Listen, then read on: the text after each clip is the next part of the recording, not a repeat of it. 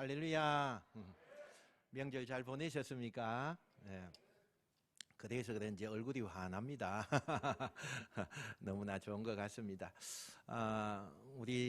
제가 방금 소식을 들었는데 우리 김진호 집사님이 아마 교회 오려고 나오시다가 쓰러졌다고 그렇게 말씀을 들었습니다. 그래서 여러분들 건강 유의하시고 또 우리 김진호 집사님에게 위해서 기도해 주시면 감사하겠습니다. 날씨가 많이 차가우면 이제 이게 뭐죠? 그게 좀 막히는 거 있잖아요. 그래서 굉장히 좀 조심해야 됩니다.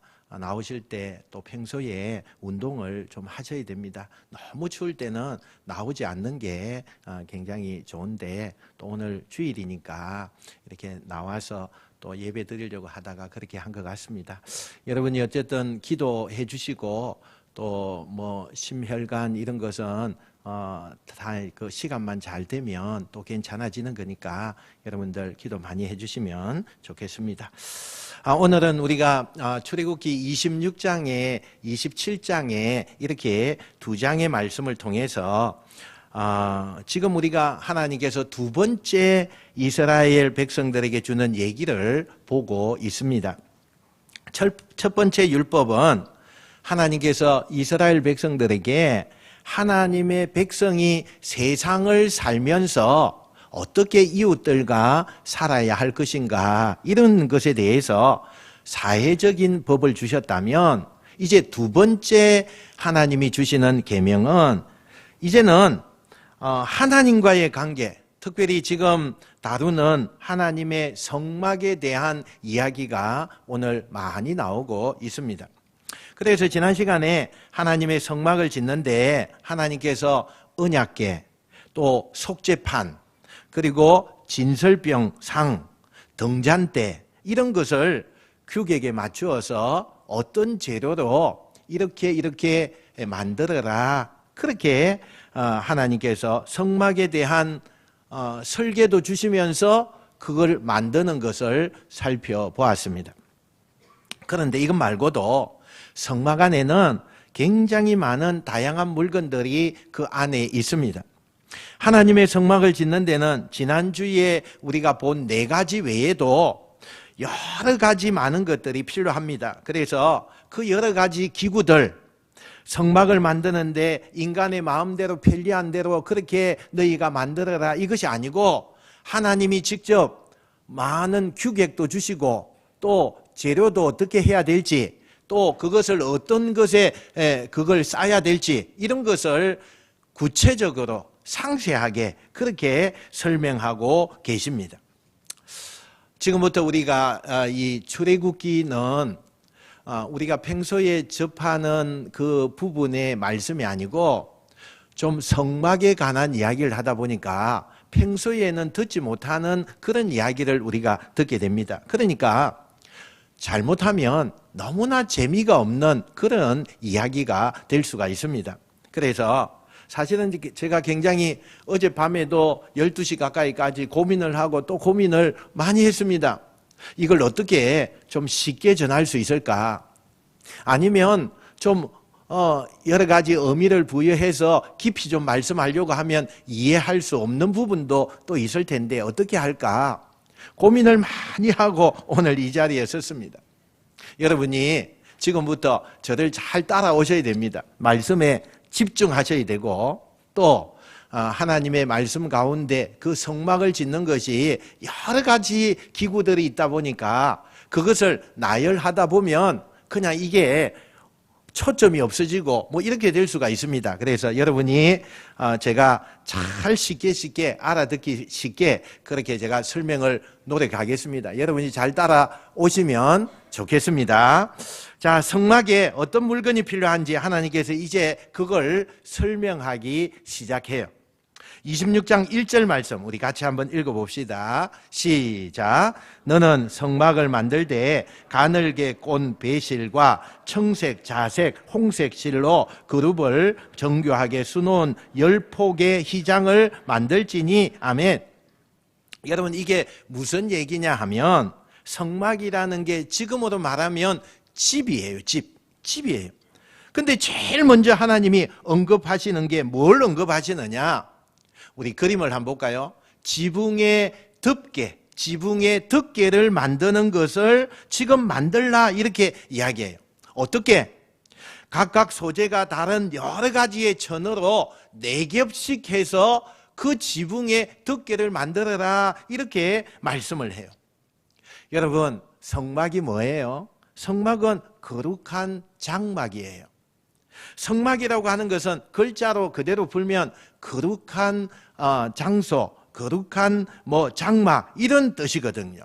그런데 하나님이 거하실 집인 이 거룩한 장막을 하나님께서 지으라고 하면서 지금 어떻게 지으라고 하느냐? 천으로 그 덮개를 텐트로 만들어라 이렇게 이야기해요. 지금 우리가 좀 쉽게 이야기한다면 우리가 야영을 갈 때 어디 저 바깥에 가서 우리가 놀러 갈 때에 텐트를 치잖아요. 그죠? 그와 마찬가지로 오늘 하나님께서 그 성막을 만들 때 텐트를 쳐라 이렇게 말씀을 하신다는 거예요. 아니, 하나님의 집이면 대리석으로 또 너무나 보기에도 아름답게 튼튼하게 무너지지 않게 좀 멋있고 이렇게 지어라. 왜 하나님께서 하나님의 그 성막을 짓는데, 하나님의 집을 짓는데 그렇게 말씀하지 않고 텐트로 너희가 집을 지어라 이렇게 말을 했을까요? 이유가 있어요. 하나님은 당신의 위주로 그런 것을 원하시는 것이 아니라 언제나 하나님이 사랑하는 사람들 위주로 말씀하고 계신다는 거예요. 그렇게 하나님이 그 백성들을 생각하면서 나의 장막, 내 집을 이렇게 지어라 이렇게 말씀하고 계신다는 거예요. 여러분, 지금 이스라엘 백성들이 어떤 상황에 있죠? 애굽에서 종살이를 하다가 이제 그 하나님이 지시할 땅으로 가고 있는 광야의 길을 가고 있어요. 그러면 광야의 길을 다 가고 있는 입장이다 보니까 오늘 하룻밤 자고 나서 그 다음 날에는 다시 짐을 싸서 또 가야 되는 그런 입장에 서 있어요. 그런데 하나님의 집을 대리석으로 튼튼하게 만약에 그렇게 짓는다면 그 광야에서 다시 그 성막을 뜯어내고 다시 그걸 이동시키고 얼마나 힘들겠어요. 그 무거운 것을 또 들고 가는 그것도 얼마나 힘들겠어요. 그래서 하나님께서 지금 광야 생활을 하고 있는 것이기 때문에 텐트가 좋겠다. 너희들을 생각할 때 텐트가 제일 좋다. 이렇게 말씀하셨다는 거예요. 그래서 하나님께서 이스라엘 백성들을 고려해서 그 형편과 상황을 고려해서 텐트로 만들어라 라고 말씀하신 거예요. 나를 위한 집이니까 금으로 대리석으로 멋있는 재료를 가지고 와서 누가 봐도 하나님의 성전은 저렇게 멋있다 그렇게 만들어라 하지 않고 이스라엘 백성들의 그 상황과 그 형편에 맞게끔 하나님이 집을 지어라 말씀하고 있다는 거예요. 하나님은 어떤 분이세요? 합리적인 분이세요. 합리적인 분이세요. 때로는 우리가 우리의 삶에 일어나는 여러 가지 사건들이 하나님이 우리에게 이해하지 못하는 그런 부분으로 인도할 때도 있어요. 우리의 삶에 나타나는 여러 사건들 보면 우리의 현실과 맞지 않는 그런 일들도 우리에게 올 때가 있다는 거예요. 분명히 이건 하나님께서 말씀하시는데, 그러나 여러분 그것이요 합리적으로 우리를 생각하셔서 우리의 상황과 우리의 여건과 우리가 가지고 있는 그 형편을 가지고 반드시 하나님이 하신다는 것을 믿으시는 여러분 되시길 축원합니다. 내 머리로는 이게 이해가 안 돼요. 그래, 하나님이 본질적인 그 모든 거, 그러니까 하나님은 합리적인 분이죠. 나를 위해서 당신이 많이 양보하시는 분이죠. 이런 신실하신 하나님을 여러분이 믿고 의지하고 고백하시는 여러분 되시길 축원합니다. 여러분, 이렇게 저 성막의 덮개를 4겹으로 그렇게 이제는 덮어라 그랬어요. 왜 네 겹으로 덮어라 그랬을까요? 여러분, 광야에는요, 우리가 광야 어디 한번 가보셨나요? 광야에 이스라엘 성지순례에 가면 광야를 많이 거닐게 되는데 너무나 덥습니다. 그냥 물을 가지고 다니지 않으면 안 될 정도로 엄청나게 더워요. 우리가 여름에 바깥에 나가면 많이 덥죠. 근데 그 많이 더운 게 그보다 또 한 2배 정도 더 덥다고 한번 생각해 보세요. 이게 광야예요. 광야에는 물도 없어요. 그러니까 이런 광야에 굉장히 햇빛이 뜨겁고 온도가 높으니까 그 태양열을 지나서 그 성막에 들어가면 태양열로부터 사람을 보호하기 위해서 겹겹이 텐트를 쳐라, 위에 덮개를 덮어라, 이렇게 말씀하고 있다는 거예요. 물론 비나 또 바깥의 소리들이 성막 안으로 들어오지 않도록 그것을 예방도 하죠. 그러니까 이 본질적인 것은 뭘 이야기하느냐? 하나님의 성막은 세상과 반드시 구별되어야 된다라는 것을 말씀하고 있다는 거예요. 여러분, 우리가 교회에 오면 제일 중요한 게 뭐예요? 교회는요, 세상과 구별돼야 돼요. 교회가 세상 것을 끄집어 와서 세상과 똑같이 타락하고 여기에서 그 세상의 것을 막 행하고 그러면 안 된다는 거예요. 교회는 반드시 세상과 분리되는 그런 곳이 교회여야 돼요. 그냥 우리가 건물 중에 하나가 교회이고 많은 사람들이 모이는 곳 하나가 똑같이 교회다, 그러면 교회일 리가 없어요. 교회할 이유가 없는 거예요. 교회는 세상과 교회가 반드시 구별돼야 돼요. 그게 하나님이 원하시는 거예요. 그래서 네 겹으로 바깥의 소리도, 바깥의 비도, 바깥의 태양도 다 차단하도록 튼튼하게 그 지붕을 만들라, 이렇게 말씀을 하고 있어요. 자, 여러분, 건물을 지으려면 이제 뭐가 이제 제일 필요해요? 뼈대가 필요하죠. 기둥들이 필요해요. 다음 그림 볼까요? 예. 뼈대와 그 기둥들을 하나님께서 그 규격과 어떤 것을 가지고 또 어떤 몇 센치 높이 뭐 이런 것을 다 정해주면서 만들라 그래요. 그리고는 48개의 널판지로 이것을 만들어라, 이렇게 해요. 이 48개의 널판지는 아카시아 나무로 만들어서 금으로 입혀서 잘 조립을 하게끔 했어요. 그러면 이제 지붕을 세우고 기둥을 세우고 벽을 만들면 어느 정도 이 건물이라는 게 외형적으로 이제 좀 서 있는 거잖아요. 그러면 이제는 어떻게 해야 되느냐? 내부를 공사해야 돼요. 제일 먼저 하나님이 내부 공사에 뭘 하라고 하느냐? 문을 달고 그 문 입구에다가 시장을 저 위에서부터 밑으로 이렇게 내려라, 이렇게 이야기해요. 시장을 내려라. 하나님이 이 커튼 이것을 내리는 것은 하나님이 거하시는 곳과 세상의 것이 구별되는 이 커튼 너머에는 하나님이 거하시는 곳이다라는 것을 말씀하고 있다는 거예요. 그렇게 성막을 하나님이 그런 정신으로 지으라고 하면서 특별히 하나님이 강조하시는 지점이 하나 있어요. 우리 31절부터 33절 오늘 본문의 말씀인데 한 번 더 우리가 읽어봅시다. 시작. 너는 청색, 자색, 홍색 실과 가늘게 고운 빼실로 짜서 시장을 만들고 그 위에 그룹들을 정교하게 수놓아서 금 갈고리를 네 기둥이에 늘어뜨리되 그 네 기둥을 조각목으로 만들고 금으로 싸서 네 은받침 위에 둘지며 그 휘장을 갈고리 아래에 늘어뜨린 후에 정거개를 그 휘장 안에 들어놓아라. 그 휘장이 너희를 위하여 성소와 지성소를 구분하리라. 아멘.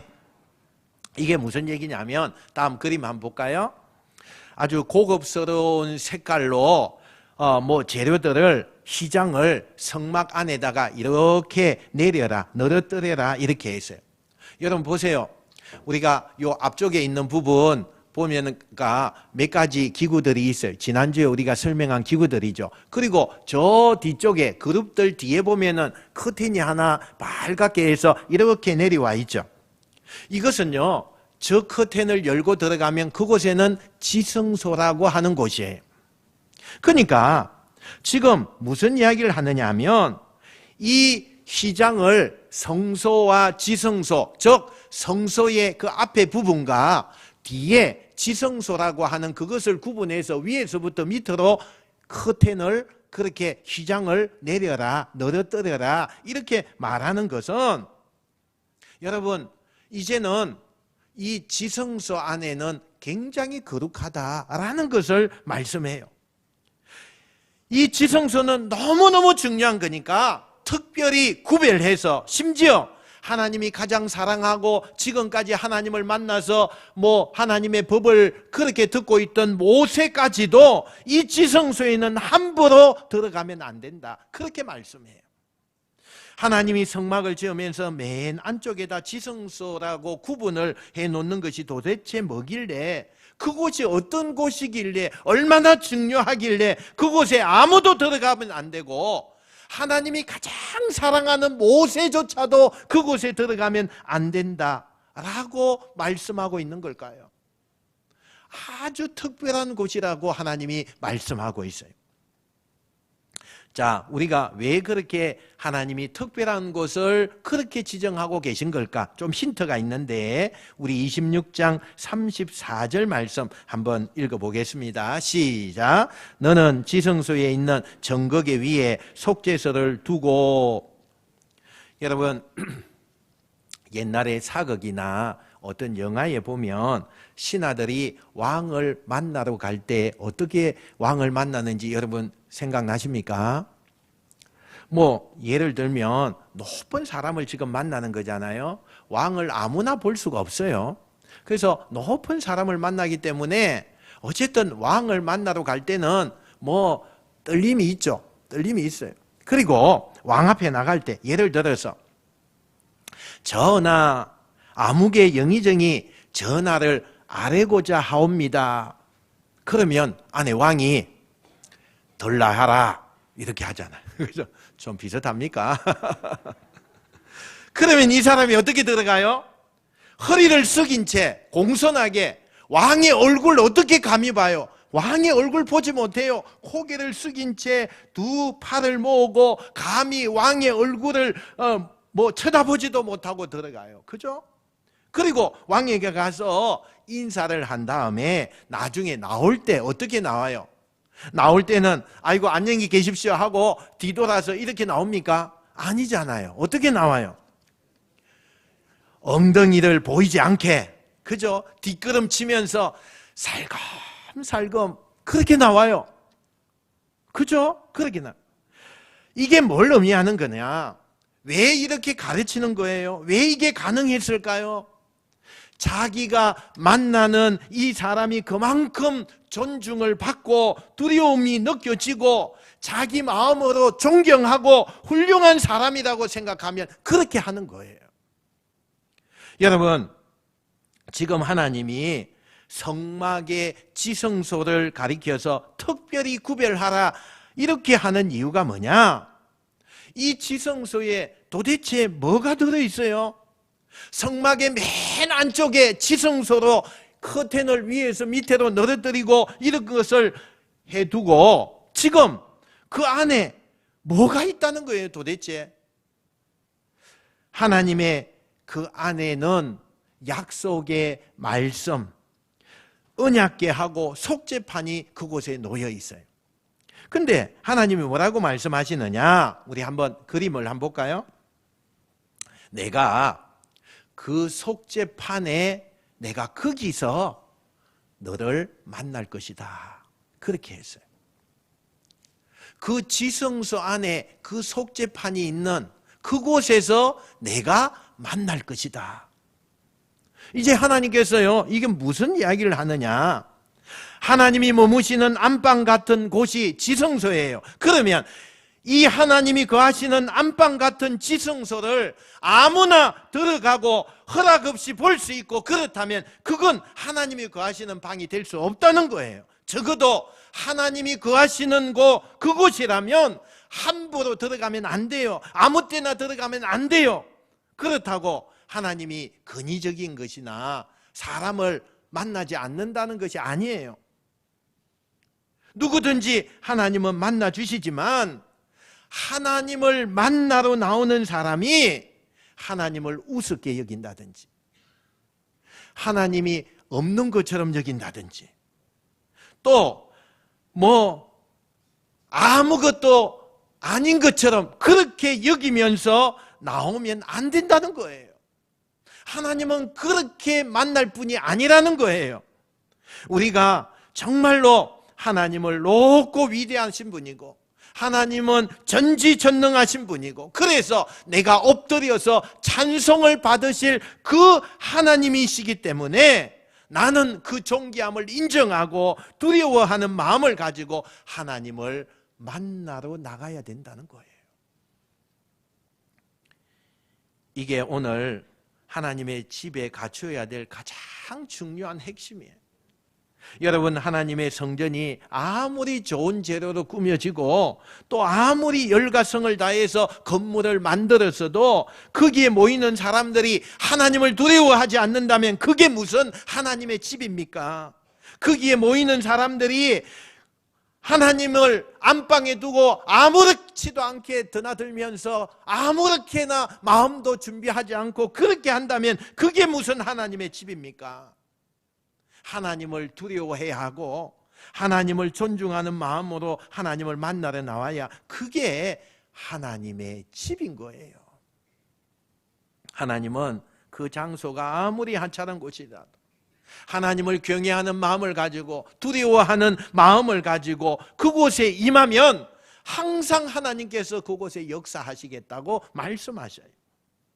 우리가 이렇게 좋고 잘 지어진 이 성전도 있지만요, 상가 교회, 또 전세를 얻은 교회, 시골 교회, 개척 교회, 선교지 얼마나 열악하잖아요. 그러면 그런 데는 하나님이 안 계시느냐? 그렇지 않아요. 어떤 상황과 어떤 환경과 어떤 건물이어도 거기에 모이는 사람이 하나님을 두려워하고 하나님을 존경하고 하나님을 경외하고 그렇게 하나님 앞에 나오면 그 환경과 그 건물이 어떻든지 상관없이 하나님은 그곳에 역사하신다는 것을 믿으시길 축원합니다. 다윗이 골리앗을 물리칠 때 어떤 곳에서 골리앗을 물리쳤습니까? 사람의 피비린내가 나는 그 전쟁터에서 그렇게 골리앗을 물리치는 것을 우리가 보지 않습니까? 하나님께서 그 정말 전쟁터, 사람이 죽어나가는 그곳에 임재하셨다는 거죠. 다윗이 그 전쟁터에서 뭐라고 말합니까? 골리앗에게 너는 칼과 창과 무기로 내게 오지만 나는 만군의 여호와 하나님의 이름으로 너에게 나간다. 비록 그 자리가 사람을 죽이고 피 비린내가 나는 전쟁터 세상의 한복판이었지만 다윗이 하나님을 두려워하고 하나님을 존중하는 마음을 가지고 임했을 때 하나님이 그 전쟁터에 오셔서 그곳을 하나님의 집이 되게 하셨다는 사실이에요. 내 인생의 집을 돈이나 스펙이나 남들이 부러워하는 거로 꾸몄다고 해서 하나님이 나를 보고 야, 너 집 참 잘 지었네, 이렇게 만족하시지 않아요. 하나님이 만족하시는 것은 내가 세상에 사람들에게 부러워하는 걸 다 가지고 있어도 내 마음에 하나님을 두려워하지 않고 하나님을 존중하지 않고 별 볼 일 없는 그런 마음을 가지고 나오면 절대로 하나님은 그 집에 거하지 않아요.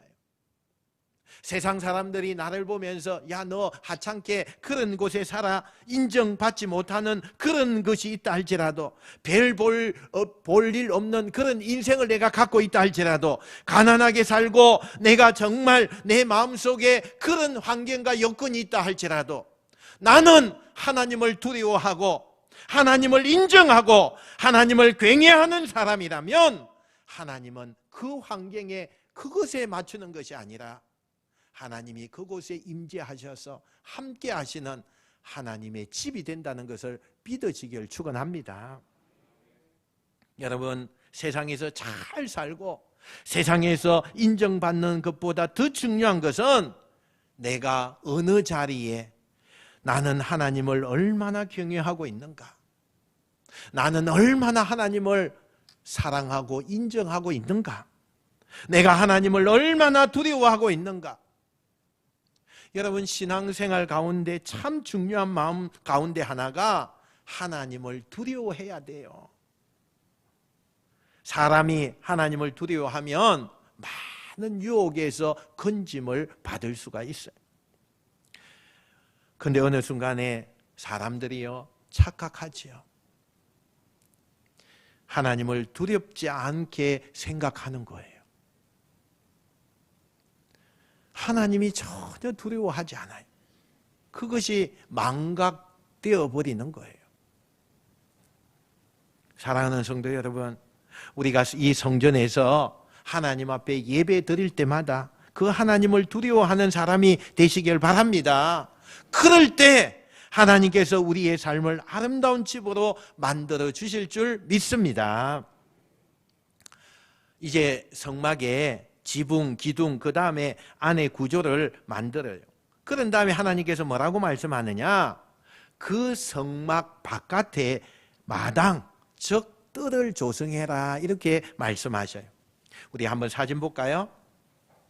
지금 여러분들이 보는 그 좌측에 보시면 거기에 노란 색깔의 그것이 성막이에요. 안쪽에 뭐 언약궤, 법궤가 있고 또 지성소, 아까 우리 더 노랗게 되어 있는 저곳이 이제 지성소인데 맨 안쪽에 있죠. 그러니까 여러분이 보시는 맨 오른쪽은 이제 들어오는 입구, 그리고 그 다음에 또 시장이 하나 있는데 거기에는 성소로 들어가는 곳, 그 다음에 성소 안에 들어갔는데 또 시장이 하나 있죠. 그곳에는 하나님이 거하실, 아까 모세조차도 들어갈 수 없는 그 지성소가 그렇게 되어져 있어요. 근데 여기에 보니까 여러 가지 우리가 보니까 성소에 보니까 분향단, 촛대, 떡상 이런 게 있고요. 그 건물 바깥에 오른쪽에 보시면 중간에 번제단이라고 있어요. 이 번제단이라고 하는 이곳이 바로 마당이에요, 마당. 그래서 하나님이 이 성막에 뜰을 만드는데 뜰 가운데 제일 먼저 강조하는 게 뭐냐? 가운데 번제단을 만들어라, 이렇게 말씀을 해요. 이 번제단이라는 게 뭐냐면 희생의 제물을 태우는 곳이에요, 번제단이. 그런데 이 번제단이 하나님 앞에 나가기 전에 반드시 거치는 곳이에요. 이곳에서 양이나 비둘기나 소나 이런 것을 잡아서 그곳에다가 번제단 안에다가 넣고 그걸 태우는데, 그 태우는 것은 뭘 이야기하느냐? 하나님, 제가 하나님 앞에 지은 죄가 이렇게 많이 있습니다. 이 제물로 하나님 앞에 드림으로써 용서함을 받기를 원합니다 해서 그 번제단에다가 제물을 넣어서 태우는 거예요. 그런데 이 번제단은 아카시아 나무로 재료로 만들어서 그 위에다가 놋새를 입혀라 그랬어요. 그러니까 이스라엘 백성들이 번제단이라고도 이야기하지만 또 어떤 사람들은 놋제단이다 이렇게 불렀어요. 이 번제단이 하는 그 일이 뭐냐? 성막에 하나님을 만나러 들어가기 전에 누구든지 이 마당을 지나면서 이 번제단의 과정을 반드시 거쳐야 된다는 것을 말씀해요. 우리가 부모님이나 아주 존경하는 사람을 우리가 만나게 되면, 어려운 분을 만나게 되면 만나기 전에 어떻게 해요? 우리가 좀 준비하죠. 만나기 전에 화장실에도 가서 이렇게 자기 얼굴 좀 본다든지, 아니면 여자분들 같은 경우에는 손거울을 가지고 얼굴을 이렇게 고친다든지, 아니면 남자들은 넥타이가 좀 비틀어졌는지 안 비틀어졌는지 이렇게 가서 자기를 좀 점검하잖아요. 혹시라도 흐트러진 게 없는지, 우리가 참 내 모습을 이렇게 점검하고 그 사람에게 나가는 것이 우리가 예의예요. 그죠? 우리가 하나님을 정말 두려워하고 하나님을 정말 존중한다면 하나님을 만나기 전에, 가기 전에 나를 점검하고 고쳐서 가야 된다는 거예요. 그런데 우리가 하나님을 만나기 전에 제일 먼저 점검하는 게 뭐냐? 죄 없는 거룩하신 그 하나님을 내가 만나기 때문에 내가 죄가 있으면 안 된다는 거예요. 내가 죄가 있으면 하나님을 만날 수가 없어요. 그래서 반드시 그 마당에 들어오면 번제단을 거쳐야 돼요. 그것을 통해서 내가 내 죄가 있으면 내 죄를, 제물을 가지고 와서 소나 양이나 비둘기나 그 어떤 것이든지 가지고 와서 반드시 그것을 태워서 나를 정결케 한 다음에 하나님을 만난다는 거예요. 여러분, 그게 번제단에서 일어난다는 거예요. 우리가 번제단의 정신으로 하나님 앞에 나가는 것이 필요합니다. 지금 이 시대에도 번제단의 이 정신이 너무나 필요해요. 교회는요, 성도는요, 날마다 회개하고 하나님 앞에 나가야 돼요. 신앙인은 날마다 회개하는 게 신앙인이에요. 인간의 본성은요, 내가 무슨 죄를 지어서, 그래서 큰 죄를 지었기 때문에 내가 하나님 앞에 나가기 전에 용서함을 받고 그것을 해결하고 이렇게 나가는 것이 아니라, 우리가 가만히 있어도 인간의 본성이 악해요. 본성이 악해요. 여러분, 우리가 일주일 동안에 이 예배당에 아무것도 안 하고 청소를 깨끗하게 해놓고 일주일 후에 와서 우리가 이제 예배 드리려고 한다고 해봅시다. 그러면 여러분 뭐가 앉아 있을까요? 먼지가 앉아 있죠. 우리가 깨끗하게 해놨어요. 먼지 하나 없게 해놨어요. 그런데 6일이 지나고 난 다음에 7일째 우리가 여기 와서 예배를 드리려고 하는데 의자에도 먼지가 있고 강대상에도 먼지가 있고, 왜 그렇게 있죠? 여러분, 먼지는요 떠다녀요. 그래서 우리가 청소 안 하면 그 먼지가 내려앉아서 더러워지게 돼 있어요. 우리의 본성이 그래요. 우리의 본성은 너무나 추악하고 더러워요. 그래서 우리가 어떤 죄를 안 지어도요, 본성이 죄가 나타나요. 본성이 인간의 원래 가지고 있는 이 죄악의 본성이기 때문에 내가 큰 죄를 짓지 않아도 그 죄가 우리에게 나타나게 돼 있다는 거예요. 그래서 우리는 반드시 하나님 앞에 가기 전에 저 번제단을 거쳐야 된다는 거예요. 가장 듣기 싫은 얘기지만 우리를 자유케 하는 말이 있습니다. 그게 뭔지 아십니까? 나는 죄인입니다. 나는 죄인입니다. 이 죄의 문제를 점검하고 우리는 반드시 하나님을 만나야 되는 겁니다.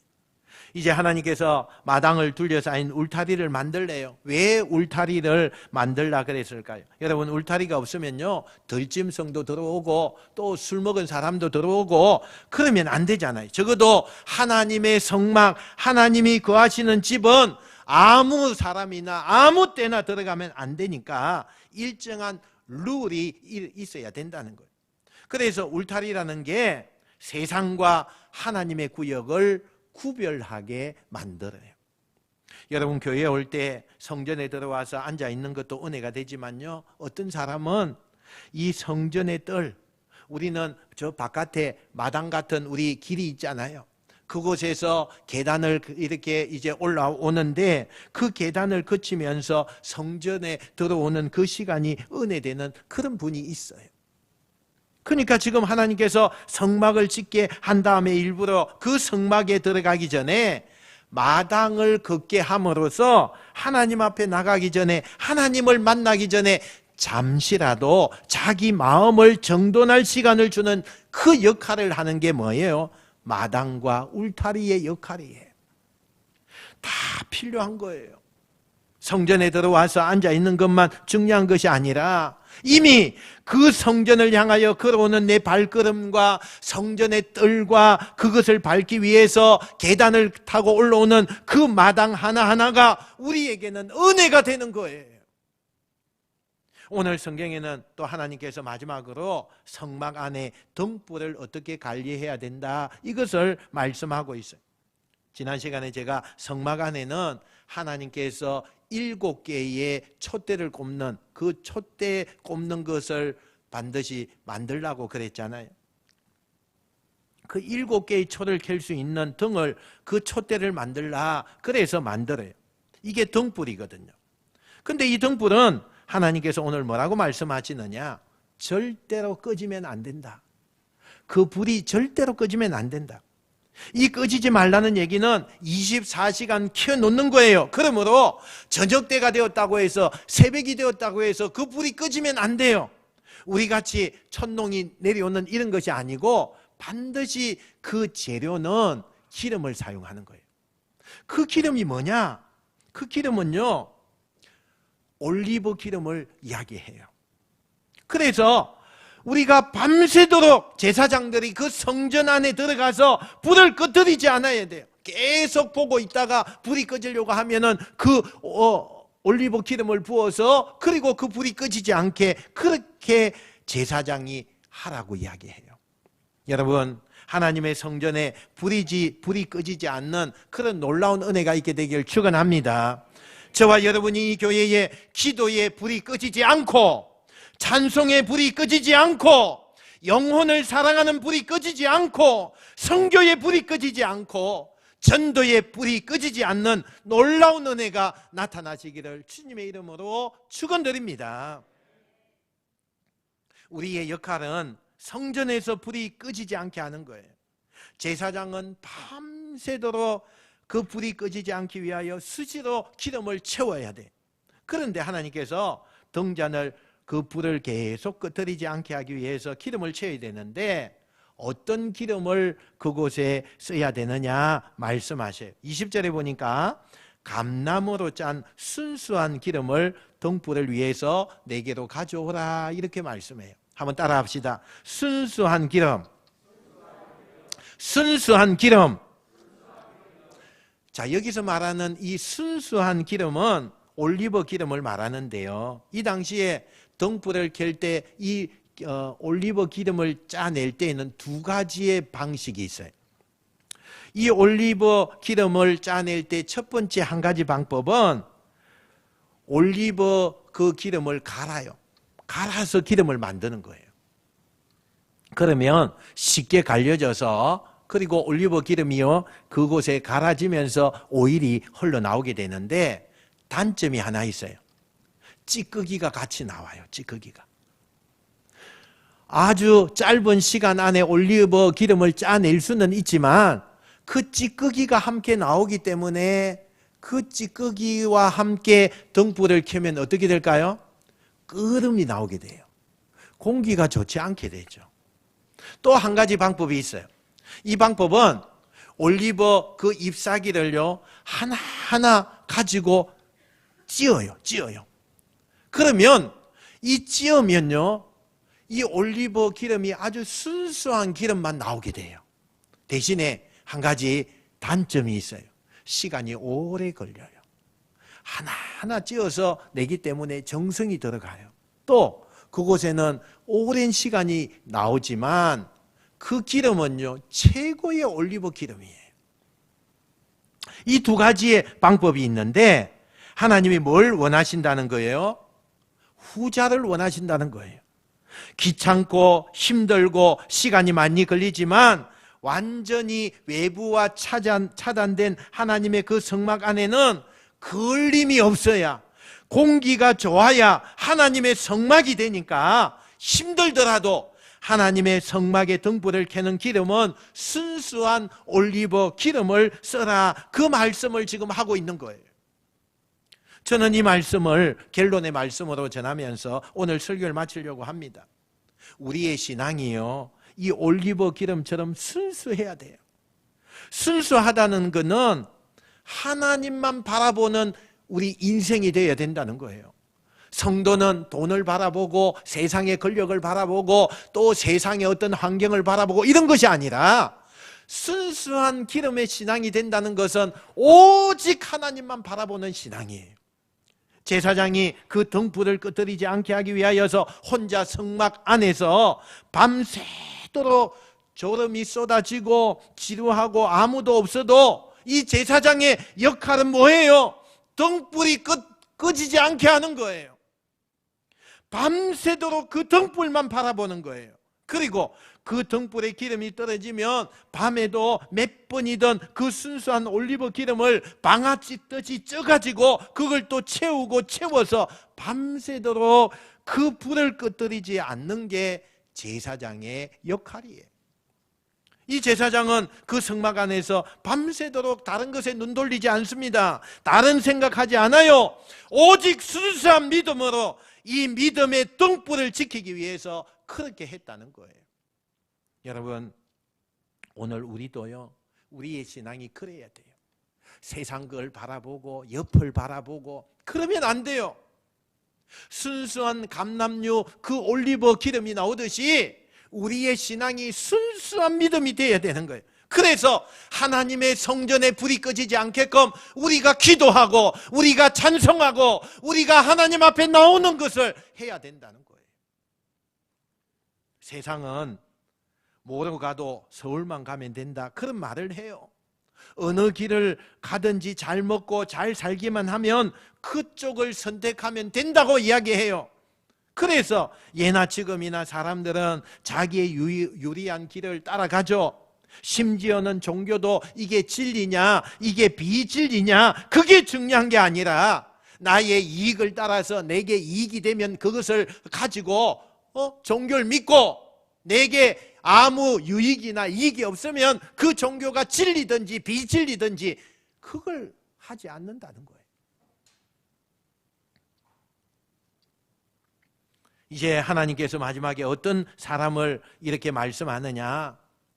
끝까지 믿음을 지키는 사람, 순수한 믿음으로 그 고난의 과정을 다 이기고 주님만 바라본 사람을 하나님은 이기게 하신다는 사실이에요.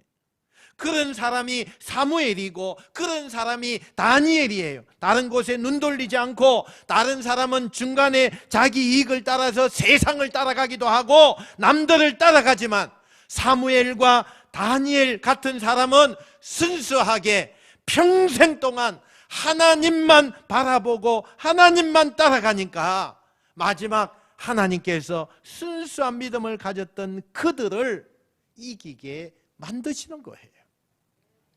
하나님은 오늘 우리 한 사람 한 사람이 세상에 나가서 이기길 원하세요.